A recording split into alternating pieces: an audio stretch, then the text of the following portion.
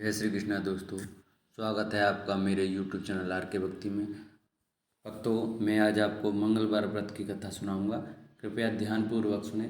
जो भक्त हमारे चैनल पर नए आए हैं वो हमारे चैनल को सब्सक्राइब करें, वीडियो को लाइक करें और कमेंट में श्री हनुमंते नमः अवश्य लिखें। बोलो बजरंगबली की जय।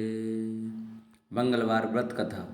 व्यास जी ने कहा, एक बार नैमिषारण्य तीर्थ में 80,000 मुनि एकत्रित होकर प्राणों के ज्ञाता श्री सूत जी से पूछने लगे, हे महामुने, आपने हमें अनेकों पुराणों की कथा सुनाई है।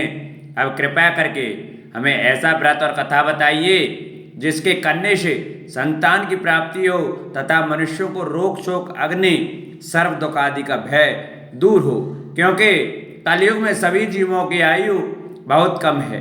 फिर इस पर उन्हें रोग चिंता के कष्ट लगे रहते हैं, तो फिर वह श्री हरि के चरणों में अपना ध्यान कैसे लगा सके। श्री सूत जी बोलिए, हे मुनियो, आपने लोक कल्याण के लिए बहुत ही उत्तम बात पूछी है। इस बार युधिष्ठिर ने भगवान श्री कृष्ण से लोक कल्याण के लिए यही प्रश्न किया था। भगवान श्री कृष्ण और युधिष्ठिर का संवाद तुम्हारे सामने कहता हूँ, ध्यान देकर सुनो। एक समय पांडवों की सभा में श्री कृष्ण जी बैठे हुए थे।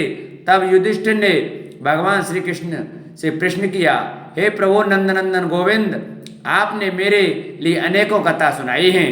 आज आप कृपया करके ऐसा व्रत या कथा सुनाएं जिसके करने से मनुष्य को रोग चिंता का भय समाप्त हो और उसको पुत्र की प्राप्ति हो। हे प्रभु, बिना पुत्र के जीवन व्यर्थ है। पुत्र के बिना मनुष्य नरकगामी होता है। पुत्र के बिना मनुष्य पितृ ऋण से छुटकारा नहीं पा सकता और न ही उसका पुण्यक नामक नरक से उद्धार हो सकता है। अतः पुत्रदायक व्रत बतलाइए। श्री कृष्ण भगवान बोले, हे राजन, मैं एक प्राचीन इतिहास सुनाता हूँ, आप उसे ध्यानपूर्वक सुनो। कुंडलपुर नामक एक नगर था, उसमें नंदा नामक एक ब्राह्मण रहता था। भगवान की कृपा से उसके पास सब कुछ था, फिर भी वह दुखी था। इसका कारण यह था कि ब्राह्मण की स्त्री सुनंदा के कोई संतान न थी। सुनंदा पतिव्रता थी, भक्तिपूर्वक श्री हनुमान जी की आराधना करती थी। मंगलवार के दिन व्रत करके अंत में भोजन बनाकर हनुमान जी का भोग लगाने के बाद स्वयं भोजन करती थी। एक बार मंगलवार के दिन ब्राह्मणी गृह कार्य की अधिकता के कारण हनुमान जी को भोग लगा न सकी, तो इस पर उसे बहुत दुख हुआ। उसने कुछ भी नहीं खाया और अपने मन में प्रण किया कि अब तो अगले मंगलवार को ही हनुमान जी का भोग लगाकर अन्न जल ग्रहण करूंगी। ब्राह्मणी सुनंदा प्रतिदिन भोजन बनाती, श्रद्धा पूर्वक पति को खिलाती, परंतु स्वयं भोजन नहीं करती और मन ही मन श्री हनुमान जी की आराधना करती थी। इस प्रकार 6 दिन गुजर गए और ब्राह्मणी सुनंदा अपने निश्चय के अनुसार भूखी प्यासी निराहार रही। अगले मंगलवार को ब्राह्मणी सुनंदा प्रातःकाल ही बेहोश होकर गिर पड़ी। ब्राह्मणी सुनंदा की इस असीम भक्ति के प्रभाव से श्री हनुमान जी बहुत प्रसन्न हुए और प्रकट होकर बोले, मैं तेरी भक्ति से बहुत प्रसन्न हूँ, तो उठ और वर मांग। सुनंदा अपने आराध्य देव श्री हनुमान जी को देखकर आनंद की अधिकता से बेहल श्री हनुमान जी के चरणों में गिरकर बोली, हे प्रभु, मेरी कोई संतान नहीं है, कृपया करके मुझे संतान प्राप्ति का आशीर्वाद दें। आपकी अति कृपा होगी। श्री महावीर जी बोले, तेरी इच्छा पूर्ण होगी। तेरे एक कन्या पैदा होगी, उसके अष्टांग प्रतिदिन सोना दिया करेंगे। इस प्रकार कहकर श्री महावीर जी अंतर्धान हो गए। ब्राह्मणी सुनंदा बहुत हर्षित हुई और सभी यह समाचार अपने पति से कहा। ब्राह्मण देव कन्या का वरदान सुनकर कुछ दुखी हुए, परंतु सोना मिलने की बात सुनी तो बहुत प्रसन्न हुए। विचार किया कि ऐसी कन्या के साथ मेरी निर्धनता भी समाप्त हो जाएगी। श्री हनुमान जी की कृपा से वह ब्राह्मणी गर्भवती हुई और 10वें महीने में उसे बहुत ही सुंदर पुत्री प्राप्त हुई।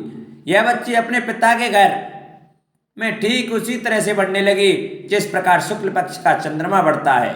10वें दिन ब्राह्मण ने उस बालिका का नामकरण संस्कार कराया। उसके कुल पुरोहित ने उस बालिका का नाम रत्नावली रखा, क्योंकि यह कन्या सोना प्रदान किया करती थी। इस कन्या ने पूर्व जन्म में बड़े ही विधान से मंगल देव का व्रत किया था। रत्नावली का अष्टांग बहुत सा सोना देता था। उस सोने से नंदा ब्राह्मण बहुत ही धनवान हो गया। अब ब्राह्मणी भी बहुत अभिमान करने लगी थी। समय बीतता रहा। अब रत्नावली 10 वर्ष की हो चुकी थी। एक दिन जब नंदा ब्राह्मण प्रसन्नचित्त था, तब सुनंदा ने अपने पति से कहा, मेरी पुत्री रत्नावली विवाह के योग्य हो गई है, अतः आप कोई सुंदर तथा योग्य वर देखकर इसका विवाह करा दें। यह सुन ब्राह्मण बोला, अभी तो रत्नावली बहुत छोटी है। तब ब्राह्मणी बोली, शास्त्रों की आज्ञा है कि कन्या 8वें वर्ष में गौरी, 9वें वर्ष में रोहिणी, 10वें वर्ष में कन्या, इसके 50 रजस्वला हो जाती है। गौरी के दान से पाताल लोक की प्राप्ति होती है, रोहिणी के दान से वैकुंठ लोक की प्राप्ति होती है, कन्या के दान से इंद्रलोक में सुखों की प्राप्ति होती है। अगर हे पतिदेव रजस्वला का दान किया जाता है तो घोर नरक की प्राप्ति होती है। इस पर ब्राह्मण बोला, अभी तो रत्नावली मात्र 10 वर्ष की है और मैंने तो 16-16 साल की कन्याओं के विवाह कराए हैं, अभी जल्दी क्या है। तब ब्राह्मणी सुनंदा बोली, आपको तो लोभ अधिक हो गया है। शास्त्रों में कहा गया है कि माता पिता और बड़ा भाई रजस्वला कन्या को देखते हैं तो वे अवश्य नरक के गामी होते हैं। तब ब्राह्मण बोला, अच्छी बात है, कल मैं अवश्य योग्य वर की तलाश में अपना दूत भेजूंगा। दूसरे दिन ब्राह्मण ने अपने दूत को बुलाया और आज्ञा दी कि जैसी सुंदर मेरी कन्या है वैसे ही सुंदर वह उसके लिए तलाश करो। दूत अपने स्वामी की आज्ञा पाकर निकल पड़ा। पंपई नगर में उसने एक सुंदर लड़के को देखा। यह बालक एक ब्राह्मण परिवार का बहुत गुणवान पुत्र था। इसका नाम सोमेश्वर था। दूत ने इस सुंदर व गुणवान ब्राह्मण पुत्र के बारे में अपने स्वामी को पूर्ण विवरण दिया। ब्राह्मण नंदा को भी सोमेश्वर अच्छा लगा और फिर शुभ मुहूर्त में विधि पूर्वक कन्यादान करके ब्राह्मण ब्राह्मणी संतुष्ट हुए। परंतु ब्राह्मण के मन में तो लोभ समाया हुआ था। उसने कन्यादान तो कर दिया था, पर वह बहुत खिन्न भी था। उसने विचार किया कि रत्नावली तो अब चली जाएगी और मुझे इससे जो सोना मिलता था वह अब नहीं मिलेगा। मेरे पास जो धन था कुछ तो इसके विवाह में खर्च हो गया और जो शेष बचा है वह भी कुछ दिनों पश्चात समाप्त हो जाएगा। मैंने तो इसका विवाह करके बड़ी बड़ी भूल कर दी। अब कोई ऐसा उपाय हो कि रत्नावली मेरे घर में ही बनी रहे, अपने ससुराल न जावे। लोभ रूपी राक्षस ब्राह्मण के मस्तिष्क पर छाता जा रहा था। रात भर अपनी शैया पर बेचैनी से करवटें बदलते बदलते उसने एक बहुत ही क्रूर निर्णय लिया। उसने विचार किया कि जब रत्नावली को लेकर उसका पति सोमेश्वर अपने घर के लिए जाएगा तो वह मार्ग में छिपकर सोमेश्वर का वध कर देगा और अपनी लड़की को अपने घर ले आवेगा, जिससे नियमित रूप से उसे सोना भी मिलता रहेगा और समाज का कोई मनुष्य उसे दोष भी नहीं दे सकेगा। प्रातः काल हुआ तो नंदा और सुनंदा ने अपने जमाई तथा लड़के को बहुत सारा धन देकर विदा किया। सोमेश्वर अपनी पत्नी रत्नावली को लेकर ससुराल से अपने घर की तरफ चल दिया। ब्राह्मण नंदा महालोक के वशीभूत हो अपनी मति खो चुका था। पाप पुण्य को उसे विचार न रहा था।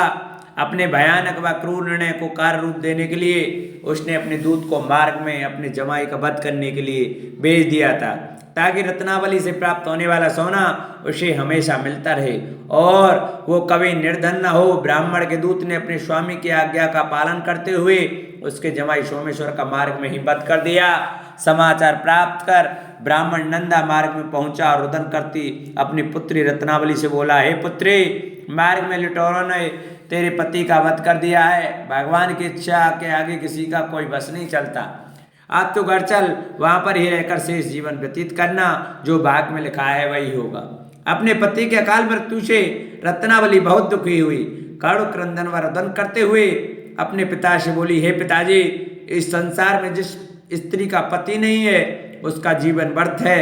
मैं अपने पति के साथ ही अपने शरीर को जला दूंगी और सती होकर अपने इस जन्म को माता पिता के नाम को तथा सास ससुर के यश को सार्थक करूंगी। ब्राह्मण नंदा अपनी पुत्री रत्नावली के वचनों को सुनकर बहुत दुखी हुआ। विचार करने लगा, मैंने व्यर्थ ही जमाई वध का पाप अपने सिर लिया। रत्नावली तो उसके पीछे अपने प्राण तक देने को तैयार है। मेरा तो दोनों तरफ से मरण हो गया। धन तो अब मिलेगा नहीं। जमाई वध के पाप के फलस्वरूप यम यातना भी भुगतनी पड़ेगी। यह सोचकर वह बहुत खिन्न हुआ। सोमेश्वर की चिता बनाई गई। रत्नावली सती होने की इच्छा से अपने पति का सिर अपनी गोद में रखकर चिता में बैठ गई। जैसे ही सोमेश्वर की चिता को अग्नि लगाई गई वैसे ही प्रसन्न हो मंगलदेव वहां प्रकट हुए और बोले, हे रत्नावली, मैं तेरी भक्ति से बहुत प्रसन्न हूँ। तू वर मांग। रत्नावली ने अपने पति का जीवन दान मांगा। तब मंगलदेव बोले, रत्नावली तेरा पति अजर अमर है, यह महान विद्वान भी होगा, और इसके अतिरिक्त तेरी जो इच्छा हो वह वर मांग। तब रत्नावली बोली, हे ग्रहों के स्वामी, यदि आप मुझ पर प्रसन्न हैं तो मुझे यह वरदान दीजिए कि जो भी मनुष्य मंगलवार के दिन प्रातः का लाल पुष्प लाल चंदन से पूजा करके आपका स्मरण करे, उसको रोग व्याधि न हो, स्वजनों का भी कभी वियोग न हो, सर्प अग्नि तथा शत्रुओं का भय न रहे। जो स्त्री मंगलवार का व्रत करे वह कभी विधवा न हो। मंगलदेव तथास्तु कहकर अंतर्धान हो गए। सोमेश्वर मंगलदेव की कृपा से जीवित हो उठा। रत्नावली अपने पति को पुनः प्राप्त कर बहुत प्रसन्न हुई और मंगलदेव का व्रत प्रत्येक मंगलवार को करके व्रतराज और मंगलदेव की कृपा से श्लोक में सुख ऐश्वर्य को भोगते हुए अंत में अपने पति के साथ स्वर्गलोक को चले गई। इति श्री मंगलवार व्रत कथा। श्री हरि नमः। बोलो मंगलदेव भगवान की जय। बोलो बजरंगबली की जय। जिन भक्तों को हमारी वीडियो अच्छी लगी हो वो हमारी वीडियो को ज़्यादा से ज़्यादा शेयर करें, लाइक करें, चैनल को सब्सक्राइब करें और कमेंट में श्री हनुमते नमः जरूर लिखें।